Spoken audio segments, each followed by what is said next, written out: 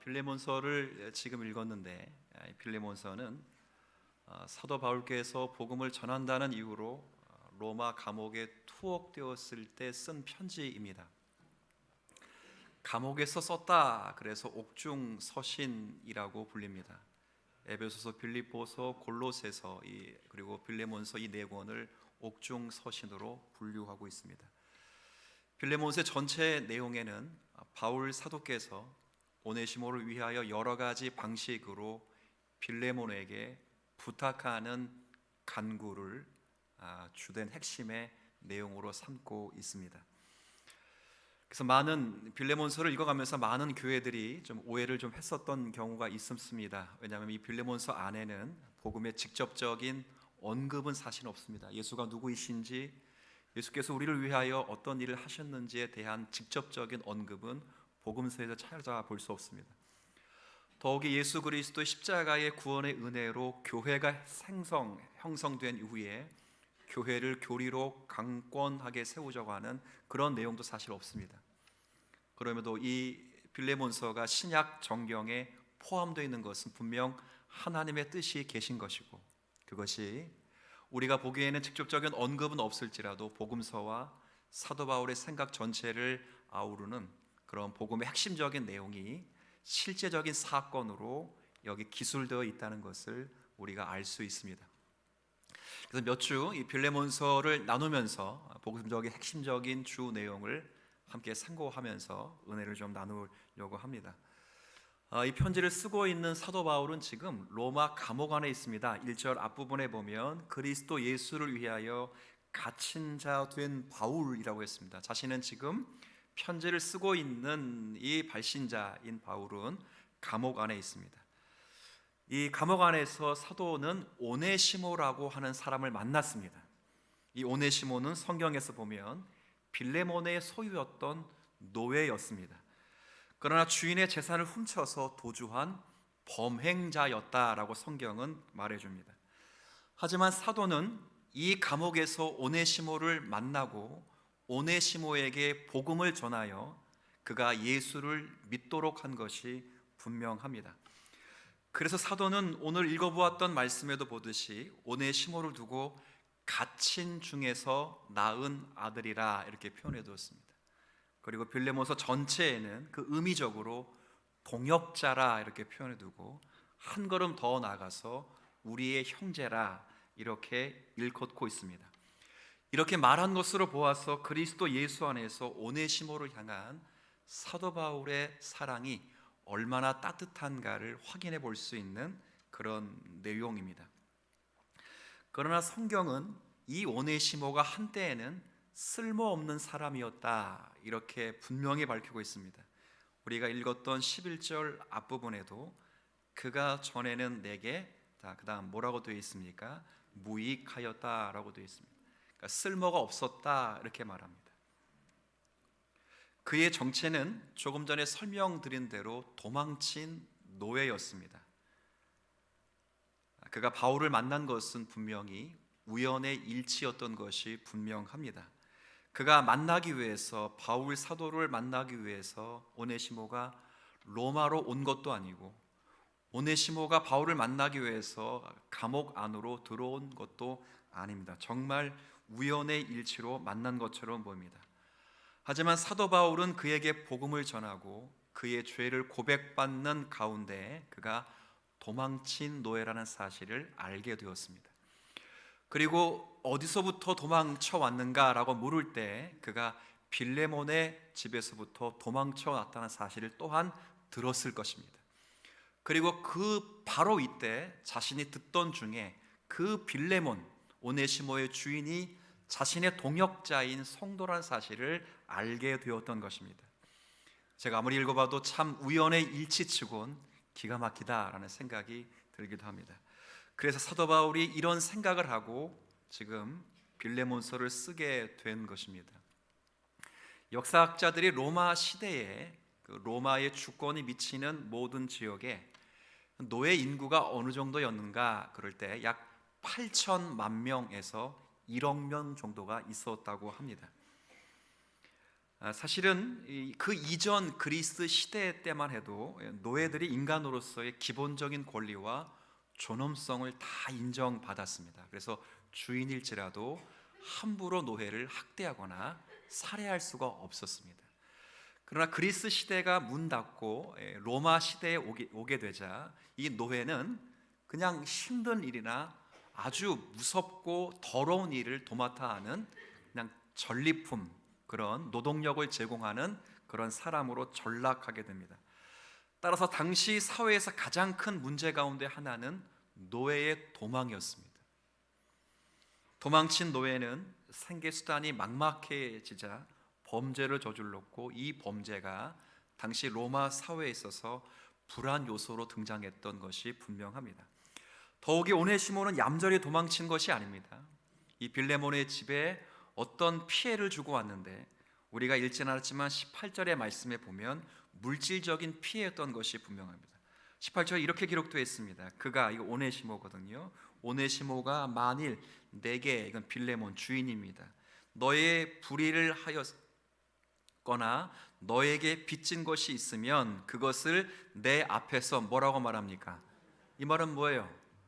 오네시모가 빌레몬에게 무엇을 물질적인 피해를 줬다면 그건 내가 갚겠다, 이런 것입니다. 그러니까 사도 바울의 말에 의하면 오네시모는 주인의 집에서 큰 손해와 피해를 끼치고 지금 도망 나왔다가 우연치 않게 감옥 안에 들어가게 되고, 거기서 누구를 만났다고요? 바울을 만나고 복음을 들었던 것입니다. 사실은 오네시모라고 하는 이름의 뜻, 문자 그대로 이름의 뜻은 쓸모 있다라는 이름의 뜻입니다. 사람의 이름이 뜻이 있듯이 히브리 헬라어를 갖고 있는 이름의 뜻도 그대로 있습니다. 오네시모는 쓸모 있다라는 뜻입니다. 근데 아마 당시 노예에서는 매우 흔한 이름입니다. 우리가 조선시대에 노예들을 부를 때 이런 이름 많이 들어봤죠. 마당새, 또 많이 두 글자, 그죠? 돌쇠가 나오면 꼭, 그죠? 아주 험준하고 아주 그냥 우락부락하게 살긴 사람이 생각납니다. 왜 돌쇠라고 짓죠? 그죠? 돌처럼 일해서 강건해가지고 병들지 말아라. 그러니까 노예에게 붙여준 이름입니다. 오네시모도 누가 붙여준 이름인지는 모르겠으나 그가 우리 집에 들어온 이상 빌어먹지 말고 우리 집에 쓸모있는 노동력을 제공하라 라고 누군가가 지어준 이름입니다. 아마 이 이름을 그 당시 주인이었던 빌레몬이 지어준 건지도 모릅니다. 근데 지금 오네시모는 자신의 이름과는 정반대의 삶을 살아가고 있습니다. 빌레몬의 집에 손해를 끼쳤고 물질적인 피해를 주었으며 지금은 도망친 노예가 되었습니다. 그런데 빌레몬서를 읽으면서 우리가 심각하게 생각하고 고민해야 될 것은, 도대체 무슨 일이 있었기에 사도 바울은 이런 사람을 옥에서 낳은 뭐라고 부른다고요? 아들은 누구에게만 붙인 이름일까요? 신약 성경 바울 서신을 잘 읽어보면 이 이름은 가장 사랑하는 자신의 후임인 디모데에게 붙인 이름입니다. 그러니까 이런 이름을, 아들이라는 칭호를 이 오네시모에게 붙인 것을 보면 실제 바울이 오네시모를 얼마나 아끼고 사랑했는지가 가늠이 되는 겁니다. 그렇게 말하지 않습니다. 12절에 뭐라고 불렀냐면 그는 내 뭐라고요? 신복. 요즘 성경은 잘 나와서 풋노트가 잘 되어 있습니다. 여러분이 그 각주 일본을 밑으로 쭉 내려보시면 이 신복을 뭐라고 번역하면, 원래 헬라어 단어는 뭐라고 되어 있죠? 심장입니다. 누군가를 내 심장이라 말하면, 그죠? 우리 여러분 중에 친한 사람 가운데 이 사람은 내 심장이야 그러면 웬만큼 친한 게 아니고 가장 신뢰하고 친한 겁니다. 그러면 오네시모는 바울에게 있어서 심장이 될 정도면 바울에게 있어서는 없어서는 안 될 사람, 바울 사도의 마음을 가장 잘 이해하는 사람이었다는 것을 본문을 통해서 증명하게 되는 겁니다. 여기서 다시 질문합니다. 아니 어떻게 그를 그렇게 변화시킨 요인은 과연 무엇일까요?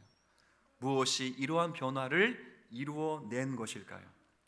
오늘은 이런 이야기를 한번 여러분에게 드리려고 합니다. 그건 다름 아니라 오네시모가 변화되고 이제 다시 쓸모 있는 사람이 된 것은 바로 사도 바울이 전해진 복음의 말씀 때문에 그가 변화되었던 것입니다. 다름 아니라 하나님의 용서와 사랑 때문이었습니다. 한번 조심히 한번 생각해 보십시오. 로마 감옥, 차디탄 로마 감옥 안에서 바울 사도와 오네시모가 만났다면 오네시모가 바울 사도에게 받았던 좋은 영향력이라는 것이 과연 무엇이었겠습니까? 우리가 읽은 말씀에도 9절에 보면 사도 바울은 나이가 뭐라고 되어 있어요? 많았다. 백발의 노인입니다. 이 빌레몬스를 쓸 당시만 해도 사도 바울은 머리가 희끗희끗하고 주름이 가득 차 있고 이제 우리가 역사의 기록을 알듯이 4, 5년 후면 죽게 될 그런 운명에 처해 있는 노인입니다. 반면에 오네시모는 젊은 노예였습니다. 둘 다 죄수였습니다. 한 사람은 나이가 지극히 많은 죄수였고 한 사람은 쌩쌩한 젊은 죄수였습니다. 그러면 어쩌면 오네시모는 바울을 보면서 나보다도 쓸모없는 죄수라 이렇게 생각할 수도 있었습니다. 그러나 사도 바울로부터 그런 것을 받지 않고 오네시모는 사도 바울로부터 복음을 전해 듣고 하나님의 은혜를 받아서 그가 변화되어서 다시 태어나게 된 것입니다. 이것이 오네시모가 변화된 놀라운 은혜였습니다. 육신으로는 노예의 신분이었지만 영적으로는 그리스도로 말미암아 다시 태어난 자유로운 신자가 되었던 것입니다. 그리고 이 모든 자유는 그리스도의 십자가를 통해서 주시는 하나님의 조건 없는 은혜와 사랑에 기인한 하나님의 복음이었습니다. 그러면 한번 추적해 보셔야 됩니다. 과연 오네시모를 변화시켰던 하나님의 사랑은 어떤 사랑이었을까? 그 복음의 말씀은 과연 어떤 복음이었을까? 제가 바울 사도의 입장이 되어서 오네시모에게 했다면 이런 말씀이었을 것이라는 것을 여러분에게 이렇게 한번 이야기해 드리고 싶습니다. 우리가 너무도 잘 아시는 신학 말씀 가운데 웬만한 성도들은 다 암송하는 말씀이 한 구절 있습니다. 요한복음 3장 몇 절이죠? 16절입니다. 다 같이 한번 암송해 볼까요? 시작. 하나님이 세상을 이처럼 사랑하사 독생자를 주셨으니 이는 그를 믿는 자마다 멸망치 않고 믿으십니까? 이건 굉장히 놀라운 말씀이고 굉장히 아름다운 말씀입니다. 여러분 가장 먼저 여기서 뭐라고 말합니까? 하나님이 세상을 뭐 했다고요? 예, 하나님은 사랑의 하나님입니다. 신구약 성경 전체를 통틀어서 하나님에 대한 대표적인 속성을 꼽으라 그러면 하나님은 어떤 하나님? 예, 성경을 다 읽고 내린 결론이 뭐예요? 하나님은 뭐가 많다? 그렇죠. 우리 출애굽기 30장 이후의 말씀을 읽어보면 이스라엘 백성들이 범죄하여 금송아지를 섬길 때 하나님이 다시 십계명을 주시면서 자신의 성호 그리고 성품을 선포하실 때 뭐라고 말합니까? 나는 은혜롭고 자비롭고 노하기를 더디하시는 인자와 진실이 많으신 하나님, 사랑의 하나님, 사랑의. 자, 근데 그 사랑의 하나님이 누구를 무엇을 사랑했다고 했죠? 요한복음 3장 16절 다시 앞부분만 하나님이 사랑하되 사랑. 그럼 이렇게 물어보십시다. 이런 생각을 한 번쯤은 다 해보셨을 것이라고 생각합니다. 하나님이 세상을 사랑했다고 하는데 그러면 세상이 있기 전에는 하나님은 사랑이 아니었을까요? 그렇죠? 하나님은 세상을 창조해 놓고 세상이 너무 예뻐서 하나님은 세상을 사랑하신 걸까요? 그 전에는 하나님은 사랑이 아니었을까요? 그렇지 않습니다. 그 전에도 하나님은 사랑이셨습니다. 그럼 물어보겠습니다. 누구를 사랑했을까요? 무엇을 사랑했을까요? 세상이 창조되기도 전에 아무것도 없는 상태에서 하나님은 사랑의 하나님이었다면 과연 무엇을 사랑했을까요? 여기에 기독교에 굉장히 중요한 내용이 있습니다. 자기를 사랑했을까요? 여기 자기애가 강한 사람이 있잖아요. 우리 이제 부부가 이렇게 살아가는데 남편은 누굴 사랑해야 돼요? 아내를. 아내는 근데 남편은 자기를 사랑하고 아내는 자기를 사랑하면 이게 맞아요, 안 맞아? 이기적이죠. 하나님이 자기를 너무 사랑해서 하나님은 사랑이시다 이렇게 말했을까요? 아닙니다. 하나님은 사랑이시다라고 말할 때는 하나님의 존재 방식과 관련되어 있습니다. 하나님은 한 분이시지만 몇 위로 존재하신다고요? 하나님은 사랑이시다 말할 때 하나님은 아들 하나님을 지극히 모하셨던 분이라고요. 그럼 물어보겠습니다. 하나님은 세상을 사랑했다 그럴 때 그 사랑의 농도가, 사랑을 아신 분이라면 그 사랑은 숭고한 사랑이겠습니까? 아니면 조건을 보는 그냥 우리 같은 욕망에 이끌리는 사랑이겠습니까? 숭고한 겁니다. 오전에도 일부 때도 말씀드렸지만 이슬람교하고 유대교도 하나님을 믿습니다. 유대교도 우리가 구약에서 말하는 하나님을 믿고, 이슬람교도 우리가 구약에서 말하는 그 하나님을 믿습니다. 알라라고 믿습니다. 이름은 달리 불러도 동일하게 하나님을 믿습니다. 그러나 그들이 믿는 하나님과 우리가 믿는 하나님이 다른 것은, 그들이 믿는 하나님은 삼위일체 하나님이 아닙니다. 일위일체 단일신론입니다. 그래서 코란에 보면 뭐가 없냐면 사랑이 없습니다. 왜냐하면 사랑은 반드시 뭐가 있어야 돼요? 대상이 있어야 됩니다. 윤리와 도덕은 대상이 필요 없습니다. 그냥 FM은 끝납니다. 자기가 깨끗해, 순결하면 끝납니다. 근데 사랑은 반드시 대상이 있어야 됩니다. 이슬람은, 유대교는 사랑의 대상이 없습니다. 이슬람의 경전을 보면 그래서 사랑이란 단어는 다 빠지고 심판과 상급이 있습니다. 그러나 우리가 믿는 하나님은 삼위일체로 계시면서 이 세상을 창조하시기 전에 자기 아들을 지극히 사랑하시는, 전능하시고 지혜로우시고 사랑이 많으신 하나님 아버지로 계셨습니다. 근데 그 하나님이 요한복음 3장 16절에 보면 누구를 또 사랑하셨다고요? 자기를, 그리고 지극히 자기 아들을 사랑하신 하나님이 누구를 사랑했다고요?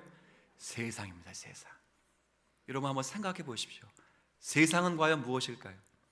하나님이 사랑하시는 예수, 그러니까 성자 하나님을 사랑하듯이 사랑했던 그 세상은 과연 무엇일까요? 그냥 사랑이 아니에요. 조건을 보고 미끌려서, 내 고양이를 키우고 강아지를 키우니까 너무 예뻐, 그래서 사랑하는 그 사랑이 아니라 정말 아들을 사랑하는 숭고한 사랑으로, 정말 정결한 사랑으로 세상을 사랑했다면 그 사랑받는 세상의 대상은 누굴까요? 그렇죠. 동물일까요? 물고기들일까요? 동물들이 하나님의 사랑을 느껴서 오늘은 거룩한 주일이니까 다 함께 하나님께 예배합시다, 이런 거 보셨습니까? 사자와 호랑이가 오늘은 주일이고 하나님 사랑에 대해서 예배해야 되니까 오늘은 사냥질을 그만하자, 우리 다 같이 예배합시다, 묵도합시다, 이런 거 보셨습니까? 여기서 세상은 바로 저와 여러분입니다. 인간입니다. 그 인간에는 베드로 같은 평범한 사람도 있습니다.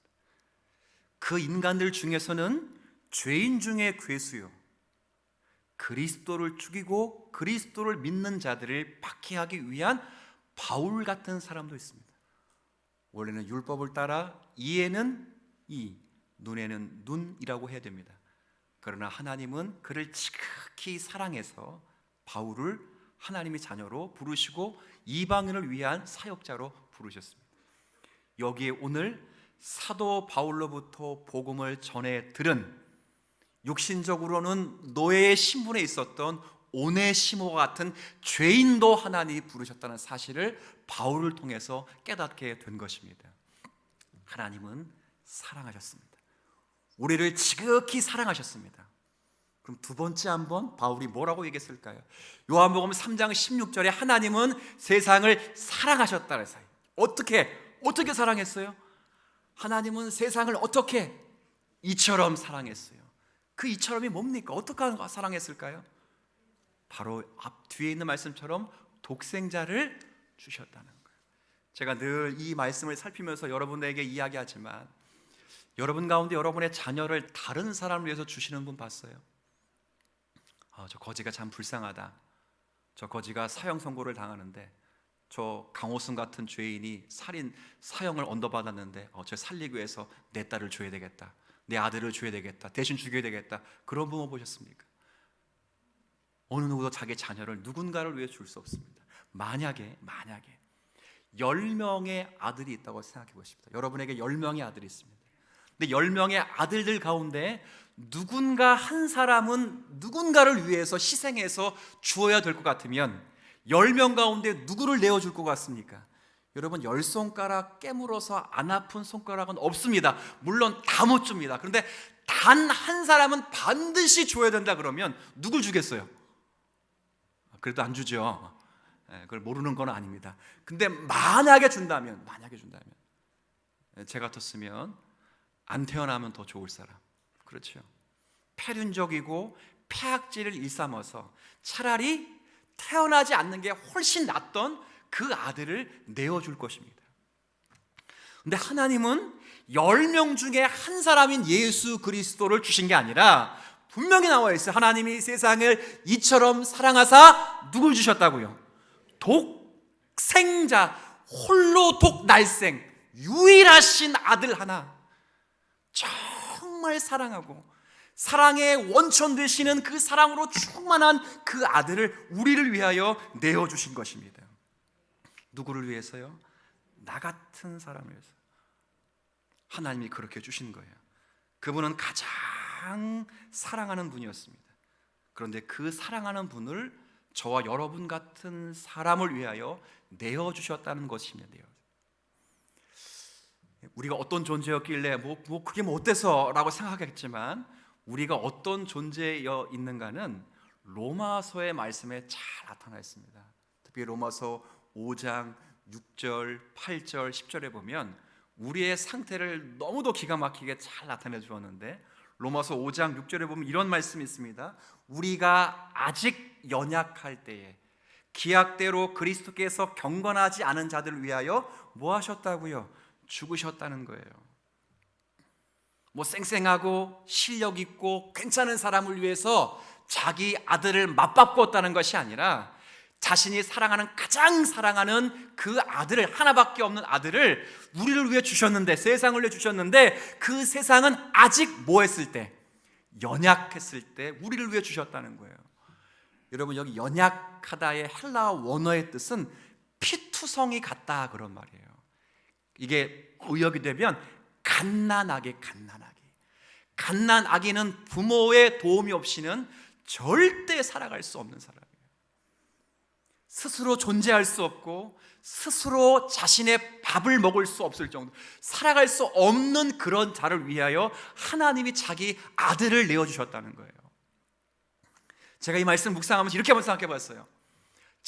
만약에 제 딸이 정말 피투성이 같고 정말 갓난아이 같고 스스로도 가정을 책임질 수 없고 아내를 책임질 수 없는 것 같은 남자를 신랑감으로 데려와서 나를 소개했다면 제가 어떻게 반응했을까?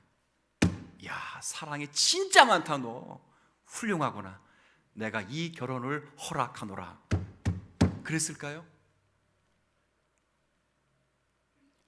제가 정말 죄송한데 목사라도 제가 그 결혼을 허락하기는 어려울 것 같습니다. 왜요? 피투성인데, 스스로 살아갈 수 없는데, 딸아이를 맡겼다가 괜히 딸도 자멸해버리면 너 미쳤어? 그런 독박을 내가 다 쓰게? 안 주지요. 우리가 그런 존재였어요. 여러분이 순결해 보이고 멋있게 보이지만 우리 스스로 자가호흡을 하며 살아갈 수 있는 인생이 아무도 없습니다. 여러분이 산소와 공기를 만들 수도 없고, 여러분이 햇빛을 만들 수도 없고, 여러분이 물을 만들 수도 없습니다. 인간을 구성하는 가장 중요한 요소인 물과 흙과 햇빛과 공기는 전부 위로부터 주시는 하나님의 선물인 줄 믿습니다. 이게 있기 때문에 스스로 우리가 호흡하는 것처럼 착각할 뿐입니다. 우리는 정말 연약합니다. 하나님이 없이는 스스로 존재할 수 없는 나약하고 피투성이 같고, 자기 자신의 목숨과 생명도 존재할 수 없게 만드는 아주 나약한 인간입니다. 그러나 이렇게 연약한 인간을 위하여 10명 가운데 쓸모없는 인간, 10명 가운데 정말 패륜적인 아들을 준 것이 아니라 하나밖에 없는 아들, 단 한 번도 그 사랑을 버려본 적이 없는 그 아들을 우리를 위하여 내어주신 거예요. 얼마나 큰 사람입니까?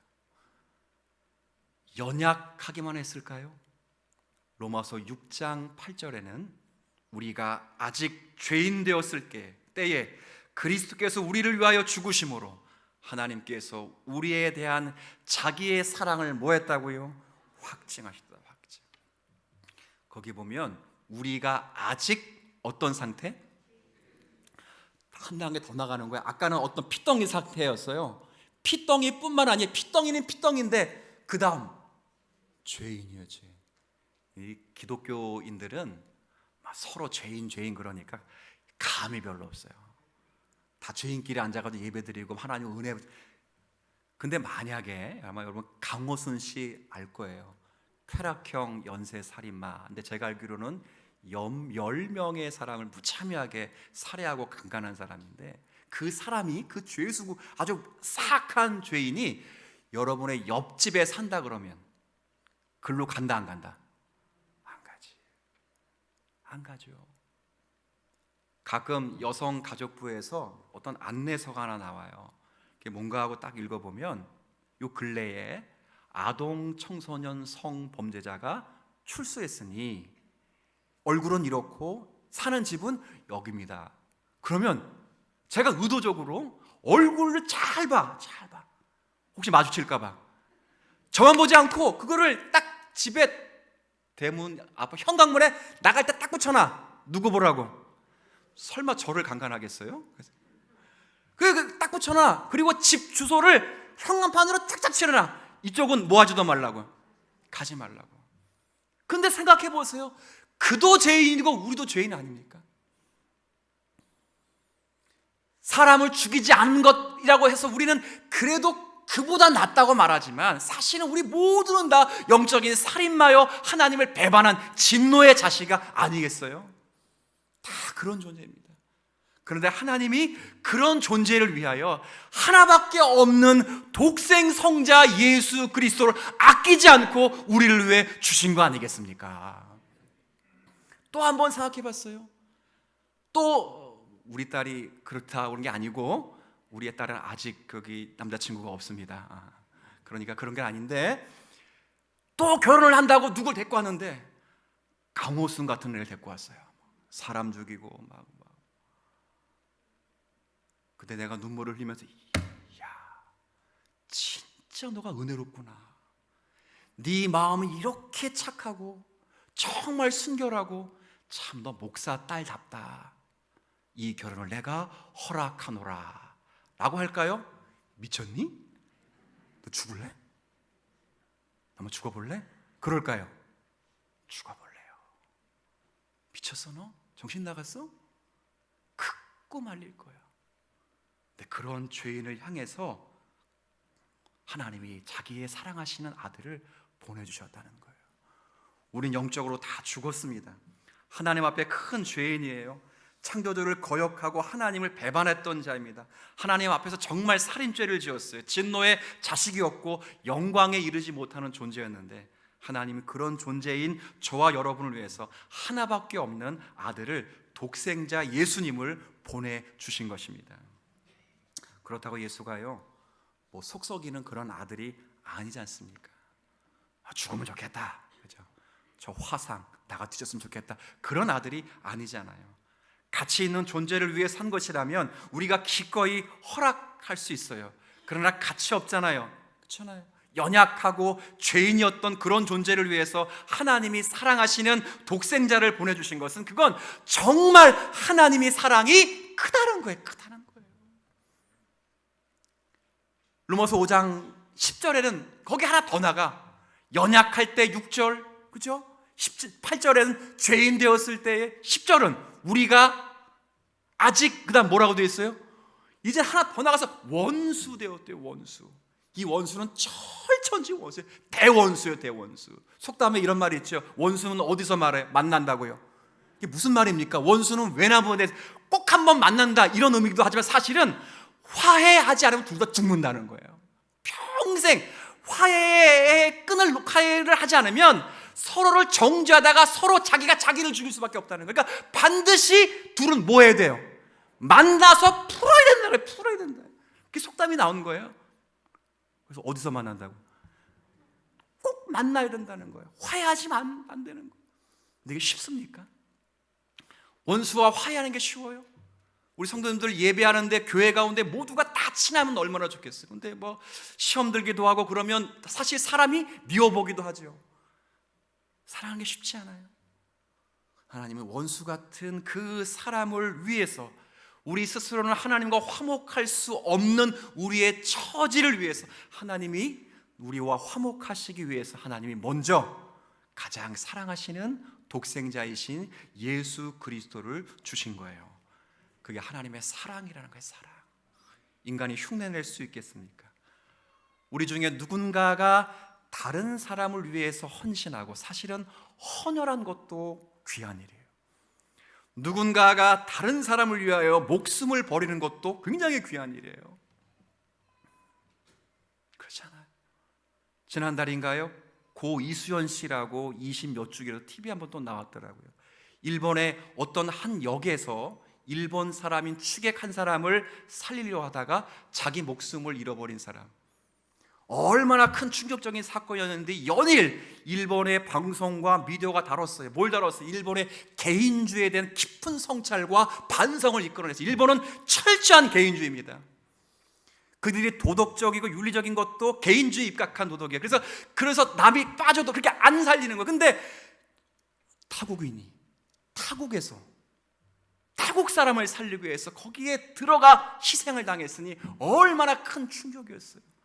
20년 동안 수없이 많은 장학회가 형성되고 200만 명 가까이 장학금을 받았대요. 그러니까 국가가 고 이수연 씨를 계속 기르고 있다는 거예요. 계속. 그 사람이 일본에는 영웅이에요. 영웅. 근데 그런 사람도 영웅이라는 취급을 받는데, 하물며 하나님이 우리를 사랑하사 독생자를 내어주시기까지 사랑하신 그 사랑에 대해서 아무것도 생각하지 못하고 산다면 우리 정말 냉혈 인간이 아니겠습니까? 여러분, 예수님이 잡히시기 전날 밤에 기도하신 것을 잘 아실 거예요. 성경은 공관복음에 예수님이 기도하실 때 이마에 흐르는 땀방울이 무슨 방울처럼 됐다고 했어요? 핏방울. 나중에 천국 가서 물어보면 좋겠어요. 정말 피였는지 아니면 그렇게 보였는 건지. 그런데 이건 굉장히 큰 고통과 절규를 향해서 기도했다는 사실입니다. 저도 기도합니다. 여러분을 위해 기도하기도 하고 어떤 절체절명의 문제를 놓고 기도하지만 열심히 기도하고 간절히 기도해서 땀은 나요. 그 땀을 닦아서 입에 찍어보면 짠나는 나지만 피맛은 안 납니다. 근데 예수님은 도대체 어떻게 기도하셨길래 이렇게 기도하신 걸까요? 심한 통곡과 눈물로 기도한 것은 다른 것이 아니라, 아버지여, 할 수만 있다면 이 잔을 내게서 지나가게 하옵소서. 그러나 내 뜻대로 하지 마옵시고 아버지의 뜻대로 하여 주옵소서라고 기도하신 거예요. 그런데 이 기도가 얼마나 고통스러운 것이었다면 이마에서 흐르는 그 땀방울이 핏방울처럼 보였겠습니까? 우리는 한 번도 그렇게 기도해 본 적은 없습니다. 과연 무엇 때문에 예수님이 이렇게 기도하셨을까요? 그분이 이렇게 기도하신 것은 그가 장차 받게 될 고난과 고초가 너무 힘이 들어서 머리에 가시 멸관이 씌워지게 될 텐데 그 가시가 머리를 뚫어 골수를 찌기까지 할까 두려워서 그랬을까요? 예수님의 손과 발에 못자국이 담길 텐데 그 못이 박힐 것이 너무 무서워서 예수님이 이렇게 절규하며 기도한 것일까요? 저는 아니라고 봅니다. 예수님이 이렇게 기도하신 것은 바로 조금 전에 말씀드렸던 것처럼 내 원대로 하지 마옵시고 아버지의 원대로 하옵소서입니다. 이 기도는 다른 기도가 아닙니다. 땀방울이 핏방울들처럼 기도하는 것은 죄인들을 향해 쏟아놓으시는 하나님의 진노를 온전히 혼자 다 받아야 되기 때문에, 원래는 죄인들이 받아 마셔야 될 진노의 잔을 유일하게 한 대상인 바로 하나님이 가장 사랑하시는 예수 그리스도가 들이키셔야 되기 때문에, 원래는 모든 죄인들이 십자가의 처형이 되어야 되지만 그 십자가의 처형을 홀로 받아야 되기 때문에 그 하나님의 진노 앞에서 그가 철저하게 절규하며 기도한 것입니다. 그것보다 더 심각한 것은 예수님이 영혼이 위에서 기도하시면서 운명하시기 직전에 마지막 내뱉으신 말씀 가운데 이런 말씀이 있습니다. 엘리 엘리 라마 사박다니, 나의 하나님 나의 하나님 어찌하여 나를 버리셨습니까? 얼마나 큰 고통이었을까요? 예수께서 공생의 사역을 시작하시면서 세례 요한에게 세례를 받으셨을 때 하늘로부터 들려오는 음성이 있었습니다. 이는 내 사랑하는 아들이요 내 기뻐하는 자니라. 예수님께서 제자들과 함께 변화산에서 변모될 때 하늘에서 또 음성이 들려왔습니다. 이는 내 사랑하는 아들이니 너희는 그의 말을 들을지어다. 그는 가장 사랑하는 아들입니다. 단 한 번도 성자 하나님에게서 눈을 돌려본 적이 없는 그 아버지 성부 하나님께서 성자 하나님이 가장 고통받고 가장 신음하고 가장 아파하고 가장 아버지를 찾고 찾을 수밖에 없는 그 상황에서 아버지는 일부러 그에게 눈을 돌려 그를 버리신 것 아닐까요? 기분 좋을 때, 일이 잘 될 때, 아빠하고 부를 때 아버지가 안 돌아본 것에 대해서는 별로 섭섭함이 없지만 정말 절체절명의 위기 속에서 눈물을 흘리며 간곡히 아빠 살려주세요 라고 하는데도 일부러 눈을 막 돌리며 얼굴을 외면하며 하나님이 버리신 것 아니십니까? 하나님이 삼위일체 하나님으로 계신 때부터 지금까지 십자가를 지시기까지 단 한 번도 하나님은 사랑이 아니신 적이 없고 아버지 하나님의 아들 하나님을 사랑하지 않은 적도 없고 아들 하나님이 아버지 하나님을 사랑하지 않은 적도 없는 그 상황에 존재해 계신 분이 지금 역사에 단 한 번 모든 인류의 죄의 진노의 잔을 받기 위하여 그 아들을 향하여 사랑을 멈추신 것 아닙니까? 왜 그렇게 하셨습니까? 바로 저와 여러분을 사랑하셔서 구원하시기 위해서 그렇게 하신 겁니다. 이게 우리를 향하신 아버지의 사랑이고 그 아버지의 하나님의 사랑에 전폭적으로 순종하신 그 아들이 그 말씀에도 기꺼이 순종하여 그 고통을 감수한 것이 주님의 사랑이었습니다. 여러분, 이 사랑이 여러분에게 느껴지기를 주의 이름으로 축원합니다. 지식으로 남아있으면 안 됩니다. 이 절절한 사랑이 우리 가운데 늘 있어야 됩니다. 그럼 요한복음 3장 16절의 마지막입니다. 왜 사랑했는가? 하나님의 속성은 사랑입니다. 어떻게 사랑했는가? 독생자를 주셨습니다. 그럼 왜 사랑했습니까? 사랑의 목적은 뭡니까? 너무도 사랑을 잘 아시는 아름답고 지고의 선이신 하나님이 당신이 가지고 있는 숭고한 사랑을 우리를 위하여 독생자를 내어주시기까지 사랑하셨다면 왜 무엇 때문에 우리를 사랑하신 겁니까? 여러분, 요한복음 3장 16절에 제가 앞부분을 하면 뒷부분은 여러분이 신앙 고백으로 고백해 주시면 좋겠습니다. 하나님이 세상을 이처럼 사랑하사 독생자를 주셨으니 이는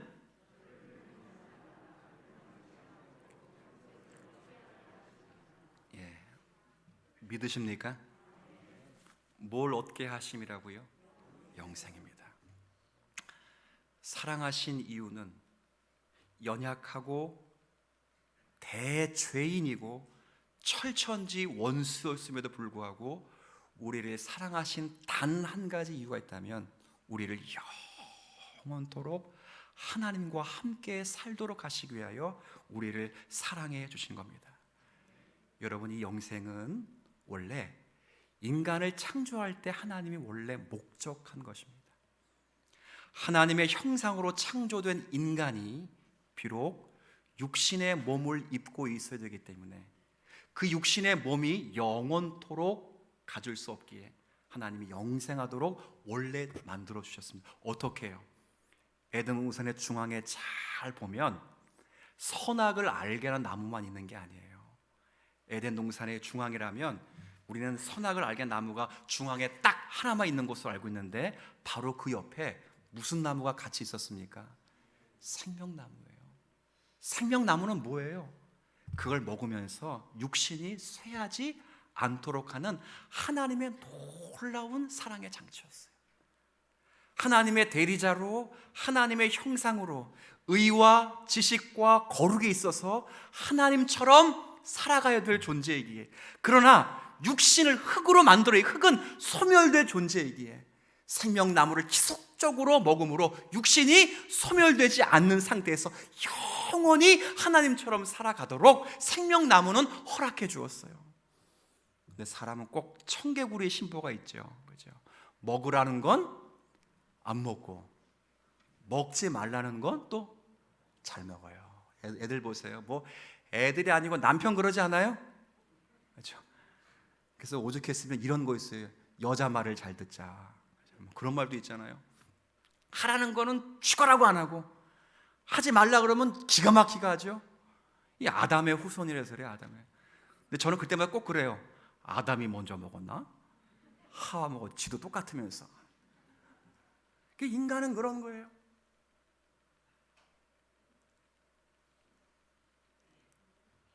그렇게 해서 모든 인간은 죄로 잉태되고, 죄에서 태어나고, 죄로 말미암고, 죄로 인해서 결국은 심판을 받아 죽게 되었습니다. 더 놀라운 건 아담과 하와뿐 아니라 아담과 하와의 후손으로 올 모든 인생들이 전부 진노의 잔을 받게 되는 거예요. 가끔 이런 말씀드리면 영민하신 어떤 분들은 마음속에 이런 반감들을 가지고 있다는 것을 알아요. 어떤 반감을 가지고 있냐면, 목사님, 제 역사적인 사실은 믿겠는데 하나님 좀 너무하신 것 같다. 왜요? 제가 속으로 묻는 거야. 그러면 그분 이렇게 대답하실 것 같아요. 아니, 아담과 하와가 저지른 죄가 뭐지요? 물어볼게요. 사람 죽였습니까? 그 뭐 했어요? 먹지 말라는 거 그냥 따먹었어요. 여러분, 뭐 과일 하나 따먹어, 이거 먹지 말라는 따먹었어요. 근데 여러분 늘 말하지만 저도 어릴 때 그런 짓 했고, 여러분도 그런 거 해보지 않았어요? 포도밭 지나가다가, 사과밭 지나가다가, 복숭아밭 지나가다가 배고프면 따서 그걸 뭐라고 불러요? 서리 하잖아, 서리. 그때 주인이 딱 보고 죽였어요? 그럼 여긴 나 못 살아 나와. 주인이 보면서도 눈 감아줘. 야, 하나만 따먹어. 아니면 하나씩 따먹어요. 막 따가지고 막 버리고 하나 먹지 말고, 먹으려면 몇 개씩. 이게 따먹으라는 거예요, 먹지 말라는 거예요? 오직 배고팠으면 먹으라고. 이게 뭐가 큰 죄예요? 아담과 하와가 선악을 알게 한 나무 열매를 따먹었으면 하나님이 그냥 도둑질을 여겨서 잠깐 그냥 감옥에 집어넣어야 되는데, 하나님이 에덴 동의 추방해서 영원한 심판을 받게 하시고 지옥과 사망을 주시며, 아담과 하와뿐 아니라 아담에 오는 모든 후손들이 전부 지옥의 형벌을 받도록 하나님이 그렇게 조치하셨어요. 아니, 목사님, 하나님은 사랑이시라며요. 사랑이신 하나님이 결코 그럴 수 있으세요? 너무하신 것이라고. 그런다면 이렇게 한번 생각해보세요. 이렇게 여러분이 누구 밭에 가서 복숭아를 따먹었어요. 근데 복숭아를 따먹은 죄값을 그 아버지가 어떻게 처리하기 위해서 하나밖에 없는 아들을 죽일 수밖에 없다면, 자, 묻습니다. 그 죄는 큰 죄예요, 작은 죄예요? 큰 죄야. 아담과 하와가 선악과를 따먹었는데 가장 지혜로우시고 가장 전능하시고 가장 완전하신 하나님이 자신의 독생 성자 예수 그리스도를 내어주시고 죽이시기까지 하신 죄라면, 그렇게 해서 해결될 문제라면, 아담과 하와가 선악과를 따먹은 죄가 결코 작은 죄가 아닌 거예요. 그 죄가 어떤 죄인지 이제 교리 시간에 또 한번 말씀드립니다. 작은 죄가 아니라고요. 우리는 하나님 앞에 그런 범죄를 저질렀다고요. 평준하게 생기고 멋지게 생기고 그냥 다소곳이 앉아서 하나님 앞에 괜찮은 사람을 우리가 착각하고 생각할 수 있지만, 사실은 하나님 묵마 앞에서 철저한 대원수로, 죄인으로 이 땅 가운데 살아간 겁니다. 그런데 하나님은 바로 그 죄의 문제를 해결하시기 위해서 그 방법을 어떻게 사용하냐면 죄 없으신, 하나밖에 없으신 예수 그리스도를 이 땅에 보내셔서 우리를 대신하여 죽이신 겁니다. 그 사실을 안 예수님도 기꺼이 그 일을 하시고 순종하신 것, 이것이 하나님의 사랑입니다. 그런데 이 사랑 때문에 요한복음 3장 16절 말씀처럼 누구든지 예수를 믿는 자는 멸망치 않고 영생을 받게 된 줄로 믿습니다. 하나님께서 우리를 위해 보내신 자는요, 공자가 아니에요. 하나님께서 우리를 위해 보내신 자는 철학자도 정치가도 아닙니다. 어떤 영웅을 보낸 게 아닙니다. 하나밖에 없는 아들, 다른 이름으로는 구원받을 수 없기 때문에 예수 그리스도를 보내신 겁니다. 내가 곧 길이요 진리요 생명이니 나로 말미암지 않고는 아버지께로 올 자가 없느니라. 나는 부활이요 생명이니 나를 믿는 자는 죽어도 살겠고 무릇 살아서 나를 믿는 자는 영원히 죽지 아니하리라. 믿습니까? 바로 바울로부터 오네시모가 받은 복음의 내용이 이와 같지 않았겠습니까? 자신의 주인에 베푸신 사랑에도 불구하고 노예로 사는 것이 너무 어렵고 힘들어 주인에게 물질적인 피해와 손해를 입히고 로마에까지 찾아와 로마에서 자유롭게 살려고 하나 어떤 연유에서인지 모르는데 감옥에 들어가 거기서 우연찮게 바울로부터 복음을 듣고 너 같은 죄인도 하나님이 용서하시고 사랑하신다는 놀라운 복음의 은혜를 그가 깨달았기에 그가 다시 바울에게 아들 같은 존재가 되고 동역자와 같은 존재가 되고 형제와 같은 존재가 된 것이 아닐까요? 이름은 쓸모 있는 이라는 이름의 뜻을 가졌지만 지금 감옥에 오기까지 그의 형편은 쓸모없는 사람이었다가 다시 사도 바울로부터 복음의 은혜를 듣고 거듭나서 그가 쓸모 있는 인생으로 다시 살아가는 것이 아닐까요? 육신으로는 여전히 신부는 노예였으나 그러나 영적으로는 그가 거듭난 하나님의 자녀가 된 것은 아닐까요? 육신이 속박되면 영혼도 속박될 것이라는 편견에서 그가 깨쳐나와 비록 육신은 속박되어도 내 영혼은 그리스도 안에서 자유함을 얻고 참된 평안을 얻고 있다고 오네시모가 그렇게 믿었던 것이 아닐까요? 사랑하는 성도 여러분, 바로 오네시모에게 전해주었던 하나님의 사랑이 이미 저와 여러분이 경험한 하나님의 사랑인 줄 믿습니다. 우리는 다 연약했습니다. 여러분들은 피덩이였어요. 도찐 개찐이란 말 압니까? 우리끼리 도찐 개찐이지. 비행기 타보세요. 와, 높은 빌딩인데 비행기 타보면 전부 다 뭐야? 점이야. 그냥 깨알지 오는 것밖에 안 돼. 아무것도 아니었어요. 스스로 자가로 호흡할 수도 없는 인생이었고 우리가 우리의 행복조차도 마련할 수 없는 존재예요. 거기다 우리는 다 죄인이었습니다. 강호순 같은, 조두순 같은 그런 죄보다 훨씬 추악하고 더러운 하나님을 모르는, 하나님께 영광을 돌리지 않는, 하나님의 영광을 찬탈한 범죄자들이었습니다. 그리고 천지 하나님 앞엔 원수였습니다.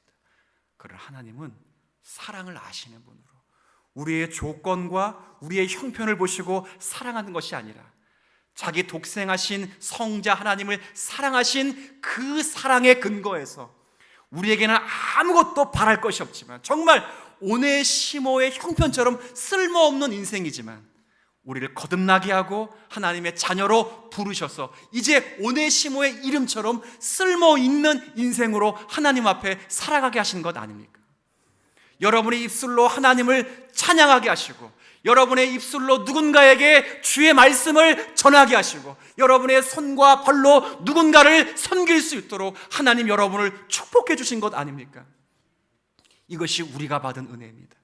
우리가 하나님 앞에 받은 놀라운 사랑입니다. 이 사랑을 주님 오시는 그날까지 잘 감당하면서 사나 죽으나 그리스도를 위하여 살아갈 수 있는 우리 모두가 되시기를 주의 이름으로 축복합니다.